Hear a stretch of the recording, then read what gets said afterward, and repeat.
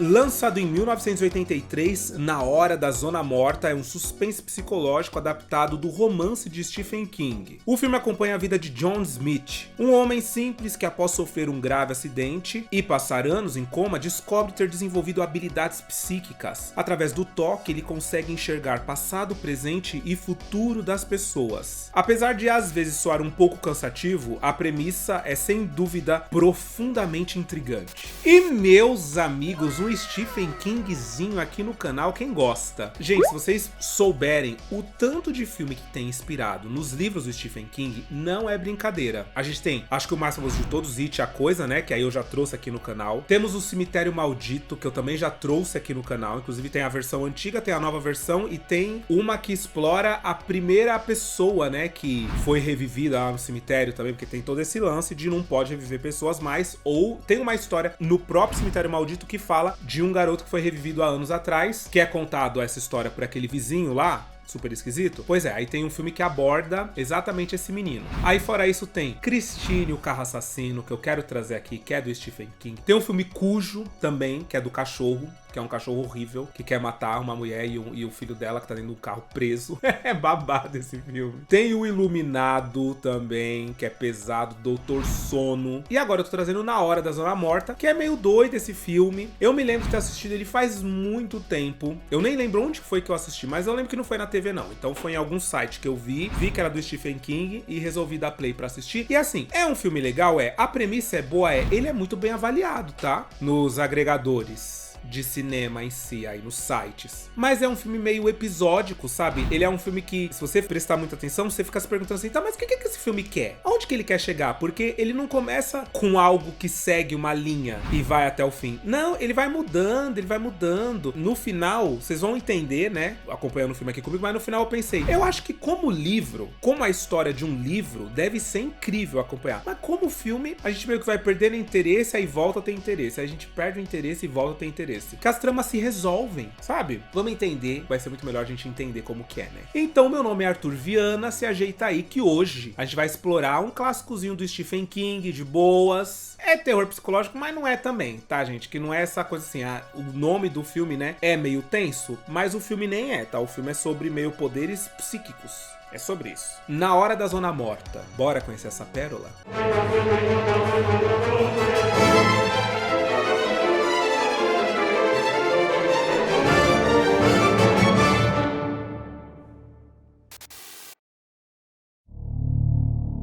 E o filme começa mostrando pra gente um professor que está dando ali uma aula super dinâmica.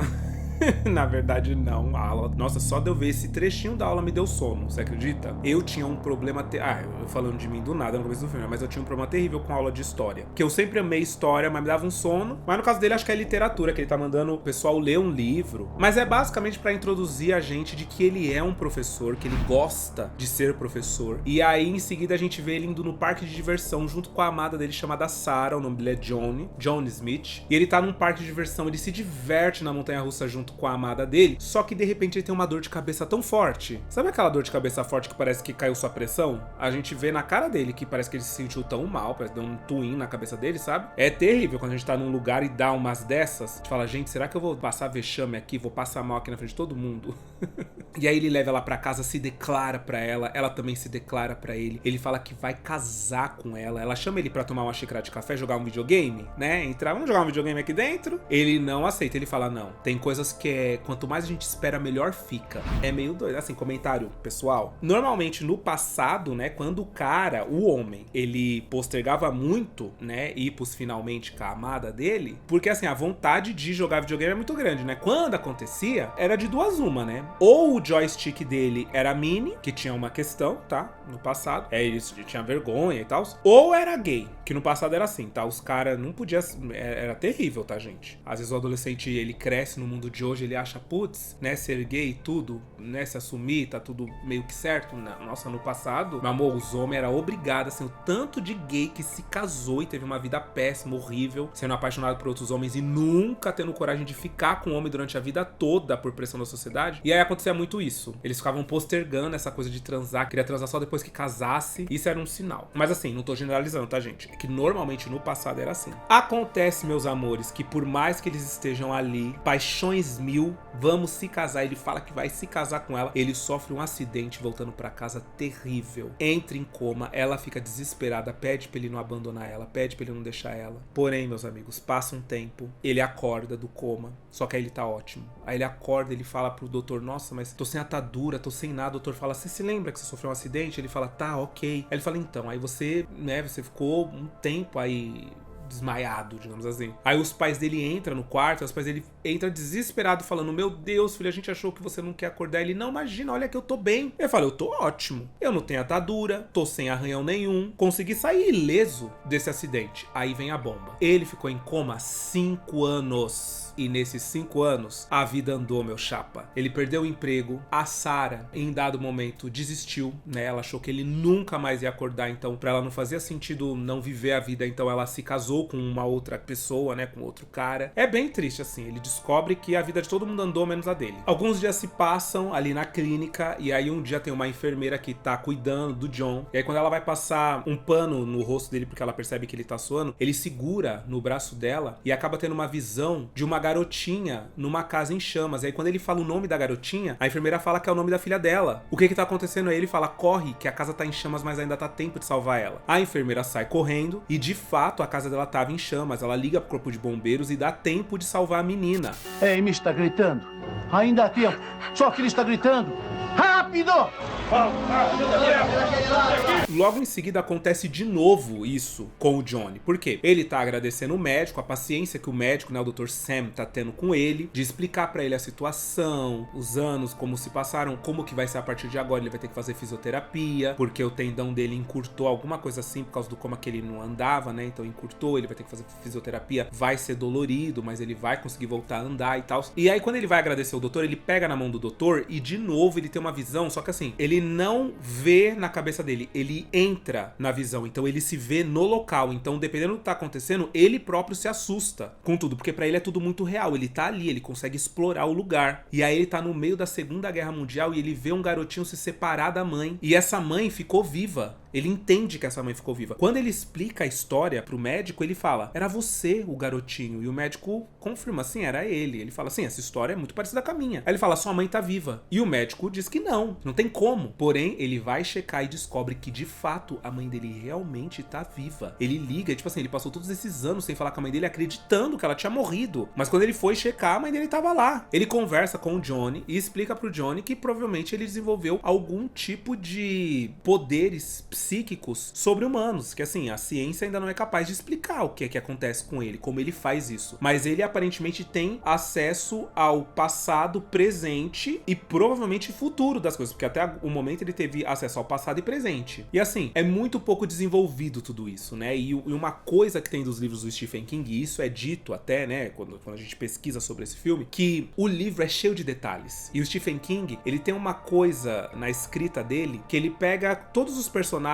têm background. Todos os personagens que aparecem têm background, sabe? Tem hora que é cansativo, porque tipo, meu, pra que eu quero saber a vida do barman? Se ele só vai servir bebida, sabe? Mas tem hora que realmente engrandece a história, você sente que você conhece todo mundo muito bem, né? Como se, nossa, é meu parente, praticamente. Eu acredito que no livro tenha um desenvolvimento maior, toda essa descoberta dos poderes dele, como tudo isso acontece, o lance do médico com a mãe, mas aqui as coisas é muito corrida, sabe? É tudo vai logo, porque essa é a primeira parte do filme. E aí, a Sarah vai encontrar com ele. Ele tá ali fazendo a fisioterapia dele e tal, os dois vai conversar. É uma conversa super esquisita, né? Ele elogia ela, fala que ela tá muito bonita. Ela fala que ela se casou, que agora ela tem filho, né? Que ela não trabalha mais porque ela é mãe, tempo integral. Ele fala que isso é muito legal. Ela pede pra ele não ficar olhando daquele jeito pra ela, porque ele olha de uma maneira apaixonada, né? De uma maneira, nossa, que deixa ela desconcertada. E ele fala que não pode evitar, porque pra ela se passaram 5 anos, mas pra ele é como se tivesse sido ontem. Ele simplesmente acordou, então ele ainda acha as mesmas coisas dela, né? E isso torna as coisas muito difíceis realmente pra ela. Tanto que quando ela vai embora, ela chora muito no carro. Então a gente percebe que ela também tem sentimentos muito fortes pelo Johnny. Só que a vida dela andou, e aí o que ela faz agora? Como que ela faz? Ela tá 5 anos na frente do Johnny, com filho, com família formada, né? E aí a gente não tá falando de agora, né, gente? A gente tá falando lá do final do meio, na verdade, dos anos 80. Então, assim, trocar um passarinho na mão por 2 voando era terrível nessa época, tá? Nessa questão, ainda mais pra mulher, era complicado. Bom, o Johnny acaba se tornando tornando um tipo de celebridade ali no local. Então os repórteres, os jornalistas começam a perguntar pra ele como que é esse lance dos poderes dele, porque ficava muito famoso o lance dele ter previsto, dele ter visto o incêndio acontecer, ou o próprio médico mesmo fala sobre o fato dele ter visto o que aconteceu com ele na Segunda Guerra Mundial e tal. E acaba que tem um dos repórteres que ele fica meio tirando com a cara do Johnny, falando que quer ver, que é uma prova dos poderes dele, que se o lance é só tocar na mão, então toca na minha mão e vê alguma coisa. E aí quando ele toca na mão do repórter, ele começa a falar pro repórter assim: então você quer saber por que que a sua irmã se matou? O que aconteceu? Por que que ela se matou? E aparentemente ele viu os motivos pelos quais a irmã desse repórter se suicidou. E aí o repórter fica extremamente encabulado com aquilo, bravo, puxa a mão dele, empurra o Johnny e fala pro Johnny parar de falar imediatamente qualquer coisa, porque ele não sabe de nada, ele não sabe da vida dele. O que deixa explícito que, né, algum tipo de crime aconteceu ali naquele momento. E o Johnny conseguiu ver o crime cometido contra uma mulher que se suicidou, né? Pra mim, entendedor, meia palavra basta, né? O que foi que aconteceu entre ele e a irmã dele. Acontece quando o Johnny tá em casa, ele acaba sendo abordado por 2 policiais que pedem a ajuda dele na polícia, que falam que ele poderia ser muito útil na polícia pra ajudar a prender bandidos, a prender assassinos em série que eles não conseguem encontrar, que eles não conseguem saber quem é. Que se isso tudo for real, ele pode ajudar a chegar nesses caras, a provar quem são esses caras, né? E o Johnny não aceita, na verdade ele não aceita porque ele não acha que ele deve nada pro mundo, ele não concorda que isso é um dom divino que Deus deu pra ele, porque é uma das coisas que o policial fala pra ele fala que não, que na verdade Deus tirou dele 5 anos da vida dele, tirou o emprego, a mulher que ele ama. Ele fala: é isso que Deus fez, isso aqui não é um dom. Ele explica que toda vez que ele tá usando, ele sente como se ele fosse morrer, como se alguma coisa estivesse sendo tirada, como se a vida dele estivesse sendo sugada. Então ele fala que é muito complicado pra ele, que não é da hora. E aí entra aquela questão que eu falei pra vocês do livro. No livro, aparentemente, ele tem vários momentinhos onde ele toca em várias pessoas e vê várias coisas, não só em pessoas, mas em objetos também, e vê várias coisas. Então quando ele fala sobre como ele se sente, não é só por 2 vezes que isso aconteceu, né, que no caso foi 3, que no caso foi o médico, a enfermeira e o jornalista, foram várias. E os policiais deixam em aberto, né, tipo, olha, se você topar algum dia ajudar, vai ser de muita valia. Bom, passado alguns dias, a Sarah vai visitar ele e vai com o bebê dela, com o filhinho dela. Super fofa a criança, ela bota a criança pra dormir, e aí quando a criança dorme, ela fica sozinha com o Johnny, né, ela repete a frase, a última frase que ele disse pra ela, lá na porta da casa dela, quando ela tava chamando ele pra jogar, né, videogame, e ela fala: e aí, você não acha que agora a gente já esperou o suficiente? Porque ela também tem sentimento por ele. E aí, adivinha o que acontece? Eles jogam videogame.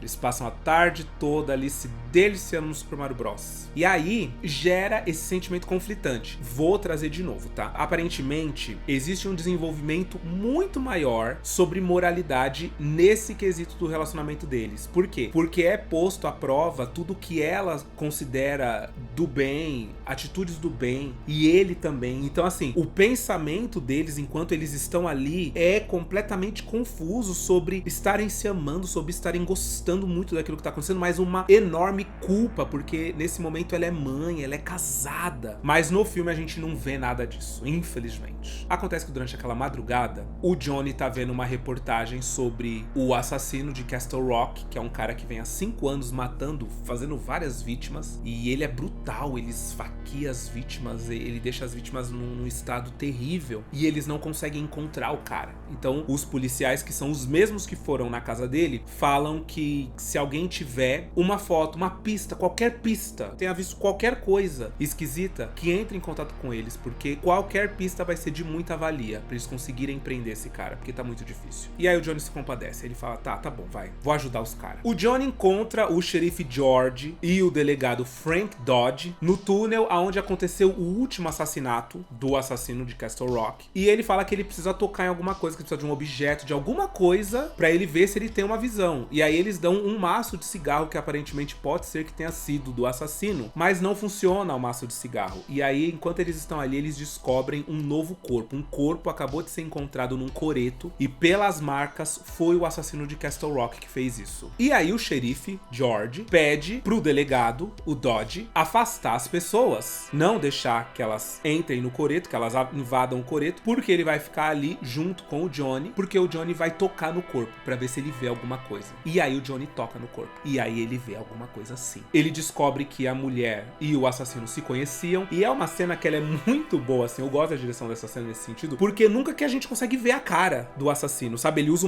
um sobretudo com bagulho aqui do Drácula. Então sempre é um frame do rosto dele, a gente não consegue entender quem é. E aí isso gera pra gente aquela sensação de que quando o rosto for revelado, a gente vai saber quem é. Eu dei uma sacadinha, assim, eu percebi assim, quer ver? Quer ver só? Assim, é um pouco clichê, mas se você entender um pouco, né, do lance de cinema, roteiro, as coisas sendo colocadas, você fala, de qualquer forma a gente vai saber quem é o assassino, né? E aí o crime é brutal, ele usa uma tesoura pra poder furar toda a vítima dele. Quando ele olha, o Johnny vê a cara dele e adivinha quem é? O policial, o delegado Dodge, o que tava afastando o povo. Quando ele volta da visão e ele fala quem é, o xerife pergunta cadê, porque eu tava ali nesse momento, e aí um outro policial fala, olha, ele entrou na viatura e foi embora. Então, realmente é ele. Quando eles vão na casa do Dodge, a mãe não quer deixar eles entrarem. Ela fala que o Dodge não tá lá. É uma véia satanás mesmo, tá? Porque o Johnny pega na mão dela e descobre que ela sabia de tudo. Ele fala, você sabia, você encobria. Você sabia que era ele. Nossa, péssima.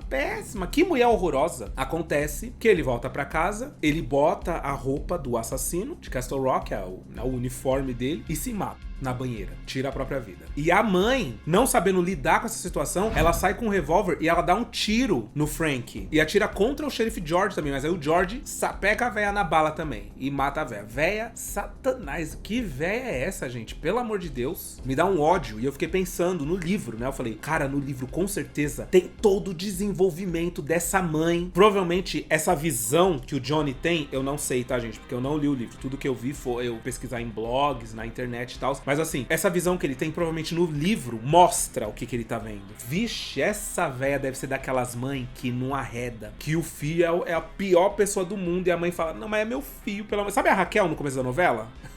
De Vale Tudo, com a Maria de Fátima? É tipo isso, a Raquel. Não aceita que a Maria de Fátima é mau caráter de jeito nenhum. Mas no caso dessa mãe é pior ainda, porque ela sabe dos crimes do filho dela. O Johnny decide que ele vai morar numa cidadezinha, então ele se muda pra uma cidade super afastada, onde ninguém conhece ele, né? Ninguém conhece ele, entre aspas. E ele começa a dar aula nessa cidadezinha. E acaba que as aulas dele são tão boas que um ricaço da cidade chamado Roger contrata ele pra dar aula pro filho, chamado Chris. Porque ele fala que o filho dele é muito inteligente, ele sabe que o filho dele é muito inteligente, só que ele não tem tato. Ele não consegue falar com as pessoas, ele não interage, ele tem assim, socialmente o moleque é péssimo, não consegue sair de casa. E ele fala, eu sei que ele é inteligente, então assim, sabendo que você é bom como você vai conseguir tirar o melhor do meu filho. E o Johnny, por mais que ele não queira, inclusive ele recebe a visita do doutor que pede pra ele voltar pra clínica, explica pra ele que os poderes dele sugam a vida dele, mas ele não quer, ele fala, não, eu tô bem aqui, nessa cidadezinha onde eu moro agora, tô escondido, ninguém me conhece, ninguém fica me pedindo nada, até porque ele mostra uma pilha de cartas que as pessoas mandam pra ele, de parentes que desapareceram, filhos que desapareceram, cachorro que sumiu, querendo ajuda dele pra poder encontrar, e ele fala, eu não posso ajudar essas pessoas, eu não tenho como ajudar todas essas pessoas,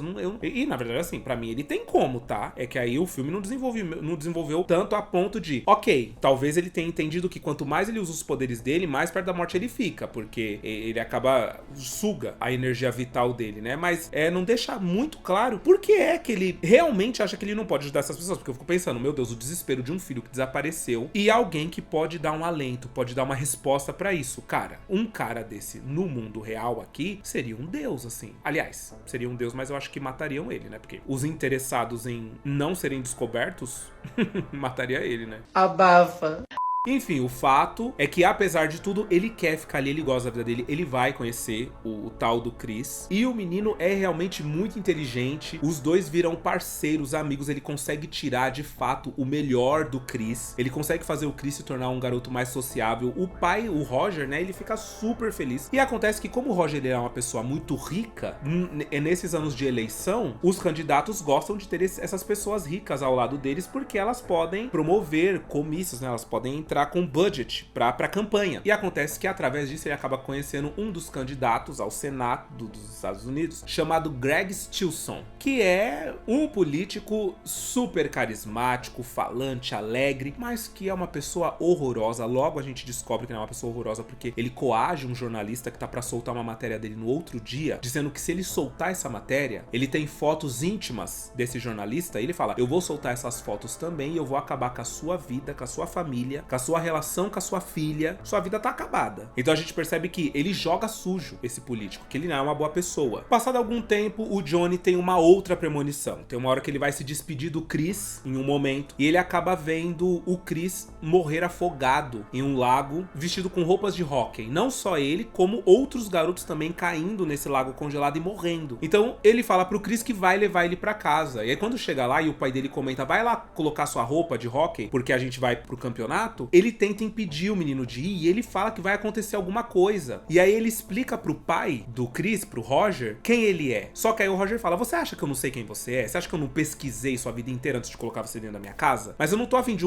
um adivinho, eu quero só um professor, e o seu trabalho foi muito bem feito. Por quê? O menino saiu de casa e inclusive tá em time de hóquei, e aí o pai dele não se contenta só com isso, ele quer que o moleque faça tudo, que o moleque compita, sabe? Aquele cara: vamos pra cima, filhão. Então ele fala pro Johnny que ele tá demitido, e que fala que se ele vai ficar mais calmo, então beleza, então eles não vão mais nesse jogo de hóquei. O Johnny fala: beleza, eu aceito minha demissão, desde que vocês não vão nesse jogo. Quando o Johnny vai embora, o pai dele sobe no quarto, o Roger, e fala pro Chris, né, pro filho: vamos, se troca que a gente vai sim. Só que o Chris não quer, o Chris tá com muito medo, e ele implora pro pai dele, pede: pelo amor de Deus, só dessa vez então a gente não vai. O pai dele fala: beleza então, né, já que você tá com essa loucura também, só dessa vez. Acontece, meus amigos, que no dia seguinte sai uma notícia no jornal de que o lago onde umas crianças estavam jogando hóquei rompeu e 2 crianças morreram. O Johnny fica com o coração apertado e liga lá na casa do Roger pra saber se foi o Chris. E nesse momento o Roger, ele tá catatônico no sofá, ele não consegue se mover, assim, ele só fica olhando, e você percebe que o jornal tá ali perto, então ele acabou de ler essa notícia. E aí entra novamente, gente, o livro. Eu acredito, gente, será que eu vou ter que ler esse livro? Eu acredito que no livro deve ter tido um desenvolvimento sobre esse cara ter se dado conta que o filho dele podia estar morto nessa hora, que ele foi cabeça dura, sabe? E aí o Johnny liga, ele não atende, mas o Chris atende. Quando o Johnny escuta a voz do Chris, ele fica mais calmo. Por quê? Porque ele percebe que não foi o Chris que morreu. Então ele volta pra casa. Em casa, ele acaba sendo recebido por uma galera que trabalha ali no comício do Greg Stilson, e pra surpresa dele, o cara que tá falando com ele é esposo da Sarah. Ou seja, realmente assim, eles se viram aquele dia, eles nunca mais se viram, e a Sarah tá por trás do Greg Stilson. Acontece que ele sai pra ir no tal comício desse Greg, porque ele acha esse Greg muito esquisito. E o Greg tá cumprimentando a galera, pegando na mão de todo mundo. Quando ele pega na mão do Johnny, o Johnny tem uma visão e vê o Greg como presidente dos Estados Unidos. Ele vai conseguir ser presidente, exigindo que um cara da inteligência dos Estados Unidos permita que ele lance mísseis nucleares contra uma outra nação, sem necessidade, apenas como prova de poder dos Estados Unidos. O cara não quer, mas ele obriga. Aí o cara coloca a mão, coloca a senha, tudo, ele lança os mísseis, e assim que ele lança, vem uma galerona falar: olha, a gente conseguiu arrumar a situação de maneira diplomática, tá tudo certo, vai ficar tudo bem. E aí ele dá a risada e fala: não, agora eu já resolvi tudo, não precisa nem vocês se envolverem. Quando o Johnny volta dessa visão, o Greg, é claro que achou aquilo muito esquisito, e o Johnny entra num dilema moral. Por quê? Ele pergunta pro médico dele, pro Sam, o que o Sam faria se ele soubesse que o Hitler se tornaria quem ele se tornou. Ele mataria o Hitler, o bebê Hitler, digamos assim, antes dele se tornar, né, o cara que ele se tornou. E o Sam fala que isso é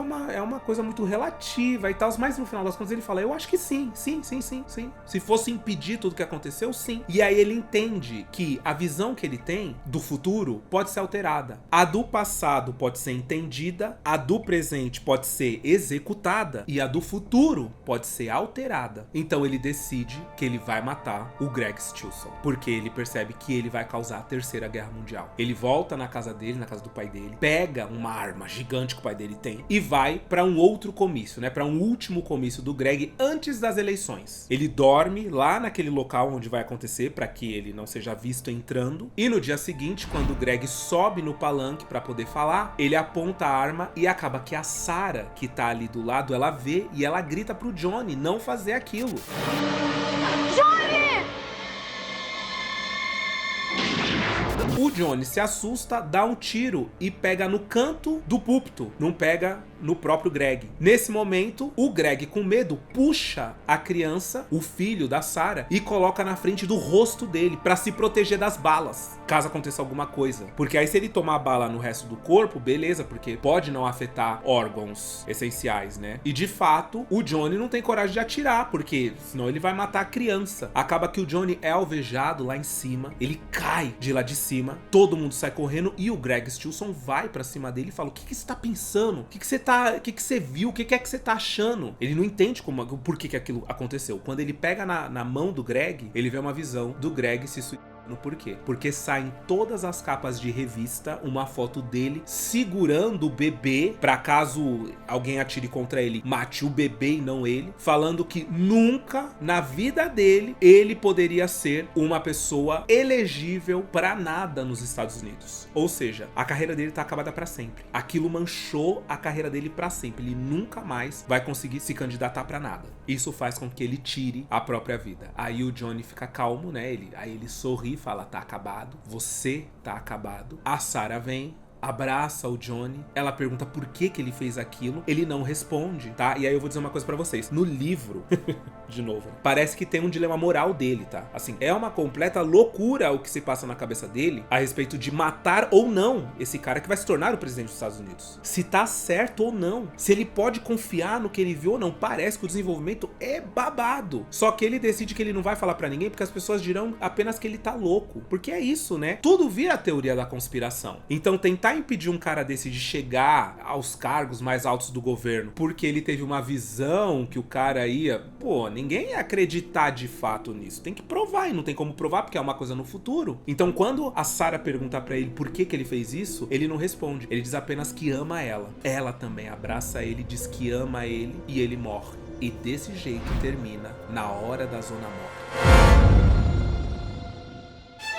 Gente, o filme é um sucesso de crítica, tá? Eu acho que eu acabei dando um pouco mais de dinamismo do que o filme tem, de fato, tá? Quando vocês vão assistir o filme é um pouco mais lento, as coisas acontecem numa pegada... É quase 2 horas de filme, tá? Então, assim, né? Numa pegada... Mas o filme é interessante. Como vocês perceberam, ele é episódico. É o acidente e a descoberta dos poderes, a primeira visão, que é do assassino de Castle Rock, e depois o lance de impedir o presidente dos Estados Unidos, porque ele vai se tornar uma pessoa horrorosa. Vai causar uma guerra mundial. Então, meio que a linha do filme, ela vai se quebrando, né? Tipo assim, ele descobriu os poderes, beleza. Aí ele achou o assassino de Castle Rock. Essa poderia ser a trama, depois que ele descobre os poderes dele, mas não é. A trama, no fim das contas, é o presidente. E isso por quê? Porque ele teve uma visão do futuro e impediu que o garoto, o Chris, morresse. Então, tipo assim, o filme vai jogando essas, né? Acaba que funcionaria muito melhor como uma série. E pelo que eu vi, pelo que eu pesquisei, tem realmente uma série do início dos anos 2000 chamada Na Hora da Zona Morta. Então eu acho que como série talvez funcione muito melhor do que como filme, mas o filme pros críticos funciona demais. O Christopher Walker, ele é muito bom, tá? Nossa senhora, muito bom mesmo. Ele convence. O título em inglês é The Dead Zone,